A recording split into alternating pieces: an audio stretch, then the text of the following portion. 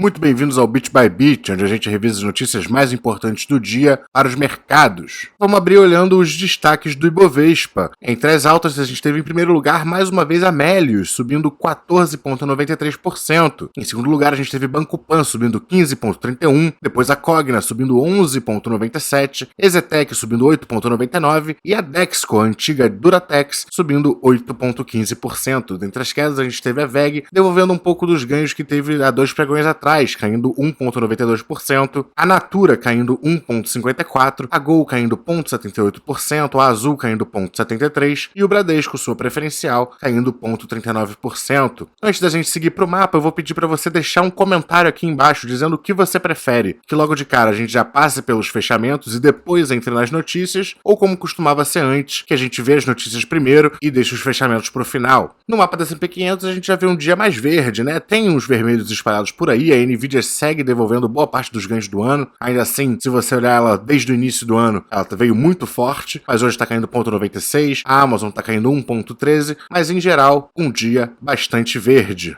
O Ibovespa fechou subindo 1,38%, não só se recolocou acima dessa linha de suporte, como recuperou todas as perdas do dia anterior. Isso é uma bullish engulfing candle. Esse tipo de vela indica mais subidas e realmente o Ibovespa parece muito forte ultimamente. O IFIX também subiu 0,18%, também praticamente apagou as perdas do pregão anterior. O S&P 500 teve um dia bastante positivo, chegou a cair no começo, mas fechou subindo 0,95%. O índice alemão teve uma leve queda de 0,1%. Durante a madrugada, o índice de Hong Kong caiu 1,07%, enquanto o índice do Japão caiu 1%. O dólar em reais subiu 0,66%, chegou a subir mais ao longo do dia, mas o Banco Central interveio, fez umas vendas e ele acabou recuando um pouco. Ainda assim, fecha aos R$ 5,60. Nas criptomoedas, o Bitcoin tentou subir bastante, não chegou nem à abertura do dia anterior e já devolveu boa parte desses ganhos. Agora ele está subindo 1,41%, mas olhando para ele no gráfico diário, nem está fazendo tanto sentido. Então vamos olhar no semanal? No semanal fica mais claro de ver o que está acontecendo. Ele veio essa semana, caiu para testar a média móvel de 50 dias, tentou subir recuperando a média móvel de 20 dias ou a média móvel exponencial de 21 dias, que é essa azul aqui, mas claramente, pelo menos até então, está sendo recusado e voltou a cair. Isso depois de uma semana que a gente fechou bem abaixo dessas duas médias móveis. E se a gente tiver mais um fechamento, que está cada vez mais próximo, abaixo dessas duas médias móveis de 20 dias e a de 21 dias exponencial, a coisa não tá bonita pro Bitcoin. Não necessariamente a gente vai cair 50%, 60% como já vimos anteriormente. O que também pode acontecer, mas pelo menos um tempo a gente deve ter de queda. A última vez que a gente perdeu essas médias como suporte foi aqui em maio, onde tivemos aquela grande de queda de 55% e ficamos um tempo abaixo. Se a gente olhar para 2017, um caso similar, a gente fecha abaixo, tenta recuperar, mas não consegue e passa mais de um ano em queda. Mais uma vez, não quer dizer que a gente vai ficar mais de um ano caindo. É uma possibilidade, mas não é garantido. Mas se a gente não fechar essa semana acima das médias móveis de 20 dias ou de 21 dias exponenciais, eu esperaria mais quedas para as criptomoedas. Agora vamos falar do IPCA. A inflação desacelera em novembro, mas ainda acumula 10,74% nos últimos 12 meses. A taxa de 0,95% foi a maior alta para o mês de novembro desde o ano de 2015. A gasolina também subiu mais 7,38%, acumulando um aumento de 50,78% nos últimos 12 meses. O IPCA, considerado a inflação oficial do país, ficou em 0,95% em novembro, após ter registrado uma taxa de 1,25% em outubro. Com o resultado, o IPCA acumula uma alta de 9,26% no ano e de 10,74% nos últimos 12 meses, acima dos últimos 12 meses registrados imediatamente após os dados de outubro, onde tínhamos acumulado 10,67%. Trata-se do maior índice para o intervalo de um ano desde novembro de 2003, quando a taxa foi de 11,2%. A inflação acumulada em um ano permanece também mais do que o dobro do teto da meta fixada pelo governo para 2021, que seria de 5,25%.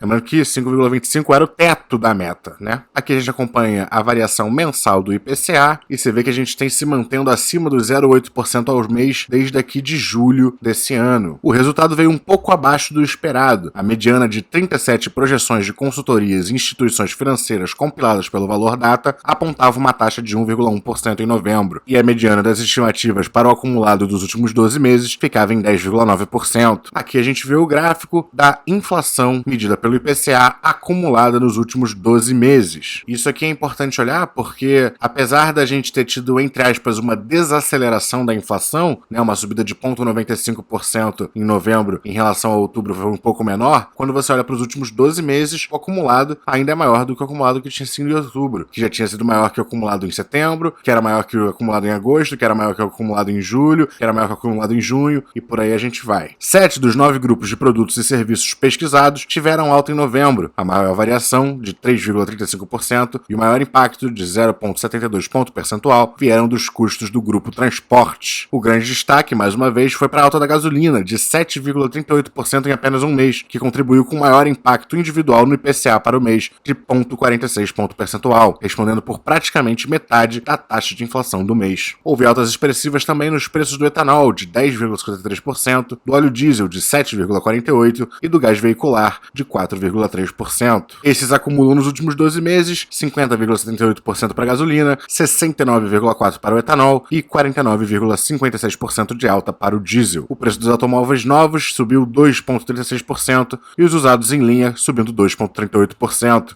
Esses dois também pesaram na inflação do mês. Já as passagens aéreas recuaram 6,12% em novembro, após as altas de 28,19% em setembro e de 33,86% em outubro. No campo da habitação, os custos foram novamente pressionados pela energia elétrica, subindo 1,24%, e pela alta de 2,12% do gás de botijão, que já subiu 38,88% nos últimos 12 meses. Olhando o resultado para os grupos pesquisados, a alimentação e bebidas tiveram uma deflação de 0,04% em novembro, a habitação subiu 1,03%, artigos de residência também subiram 1,03%, vestuário subiram 0,95%, transportes subiram 3,35%, saúde e cuidados pessoais tiveram uma deflação de 0,57%, despesas pessoais subiram 0,57%, a educação se manteve estável, subindo 0,02%, e a comunicação também, subindo 0,09%. A inflação afeta 63% dos itens pesquisados. Isso é medido pelo índice de difusão, que houve um decrescimento. Em outubro, ela tinha sido de 67%, mas ainda assim 63% nos diz que o aumento de preços é praticamente generalizado. E já falamos um pouco do IPCA, vamos olhar também para o INPC, o Índice Nacional de Preços ao Consumidor, principal referência para a correção de salários e benefícios do INSS, que desacelerou para 0,84% em novembro, depois de uma alta de 1,16% em outubro. No ano, esse indicador acumula uma alta de 9,36% e em 12 meses, 10,96%, abaixo dos 11,8% observados nos 12 meses imediatamente anteriores. Agora já falamos da inflação aqui no Brasil, também vamos falar da inflação lá nos Estados Unidos, porque a inflação está sendo um problema mundial. Lá nos Estados Unidos, a inflação subiu 6,8% em novembro. No caso, isso aqui é anualizado, então 6,8% nos últimos 12 meses, ainda mais do que era esperado, e o ritmo mais rápido de inflação desde 1982 para os americanos. Esse número veio em cima das estimativas, e se excluirmos alimentação e energia, o crescimento do CPI, o IPCA deles, é de 4,9%, em linha com as expectativas. O aumento nos preços de alimentação, energia e habitação foram a maior parte dos ganhos do CPI americano. Olhando para a variação mensal, ela foi de 0,8% em novembro. E olhando para o núcleo do CPI, que ignora energias e alimentos, o crescimento foi de 0,5% para o mês de novembro, o que também é o aumento mais agudo desde o meio de 1991. A estimativa do Dow Jones era para um crescimento de 6,7% anual e de 4,9% para o núcleo. Então ele acertou o núcleo e ficou perto de acertar o total. Aqui a gente tem os dados do CPI americano, desde lá de um pouco antes de 1980, e a gente tem a variação anual. Por muito tempo eles ficaram aqui 2, 3, 2, 3, 1. Perto de 2008 teve um pico aqui dos 5,6, aí um breve período de deflação, mas eles estão largamente acostumados com esses valores, 1, 2, 3, e agora a gente vê essa grande subida acumulando 6,8%.